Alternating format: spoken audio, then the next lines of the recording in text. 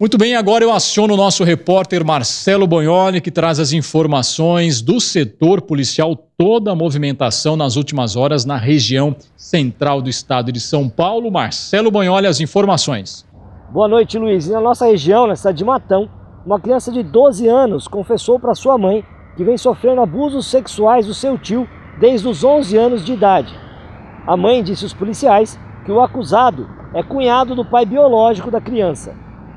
A criança confessou para sua mãe que toda vez que se hospeda na casa desse tio para visitar sua prima, ela sofre abusos sexuais, ora com o uso da força, ora com pressão psicológica. Sua prima também seria vítima desses abusos, que ocorrem de forma separada.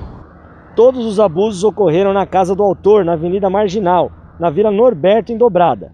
E desta vez, ao rejeitar o autor, a criança sofreu novamente ameaças e foi levada para Matão, devolvida para sua mãe. Policiais de Matão foram até a casa do autor em Dobrada e ele foi detido. A criança foi encaminhada até uma unidade de saúde, onde passou por atendimento, conforme o protocolo de estupro. Foi também atendida por uma ginecologista. O autor foi liberado para aguardar o exame do IML, que confirmará se houve ou não o estupro. É de uma tristeza profunda. De onde você observa essa história, você tem, primeiro, empatia com a garota, que evidentemente vulnerável nessa história toda, sofrendo abuso por alguém da sua família, absolutamente indefesa e ameaçada, subjugada.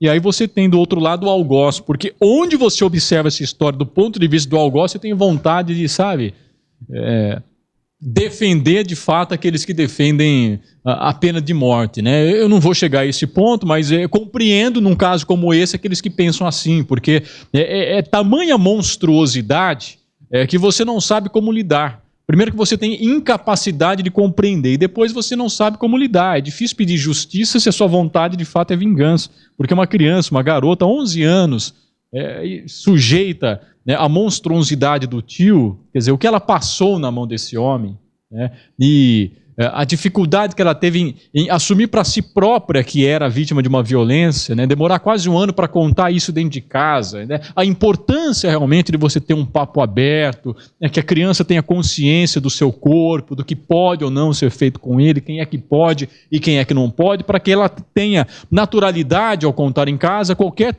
tentativa, qualquer ensaio de uma situação como essa. É lamentável, lamentável, lamentável, não tem mais muito o que ser dito sobre isso. É porque a gente tem vontade, né? A gente fica entre a vingança e a punição. O que seria a vingança? Seria realmente alguma coisa bastante dolorida, né? Que ele sentisse a dor para pagar pelo seu ato consumado, se for realmente consumado. Então, isso chama-se vingança. Então, nós teríamos que praticar aí uma vingança contra ele. Eu tenho certeza que a maioria das pessoas gostariam disso realmente, a vingança, que ele sentisse a dor pelo seu crime cometido. Mas eu creio que, como é que nós poderíamos, né, puni-lo para que ele realmente sentisse o peso da sua violência, da sua insanidade, do seu comportamento? Então, a gente fica, né, Luiz Antônio, preso aqui entre a vontade disso e daquilo, porque no nosso íntimo, no momento de explosão, no momento de emoção, então você gostaria de vingança contra elemento como esse. Mas a gente diz, não tem nem punição, ele foi embora para casa, sabe? Agora, o que nós deveríamos ter era a comprovação bem rápida de uma situação como essa, mas não colocar o cara na rua. Deveria ter a estrutura de uma sala bem montadinha, com televisão, com tudo ali, mas ele recolhido até se ter a certeza absoluta do seu crime cometido. Se não foi ele, se é inocente, então ele pega, ele sai daquela sala confortável e vai para casa. Tá certo? Oh, desculpa, mas você teve que ser mantido aqui, porque havia uma forte suspeita de que você teria cometido um crime. Mas como não, então você ficou aqui sem sofrer nenhuma consequência tal, apenas teve aí uma semana da sua vida recolhida aqui, tá certo? Então, você vai para casa porque você apareceu aí como suspeito. Agora, se você for o culpado, realmente você vai pagar essa pena muito bem paga, mas muito bem paga, porque não dá, né? Então nós ficamos perdidos aqui entre a vingança e a punição. E parece que não acontece nenhuma, viu?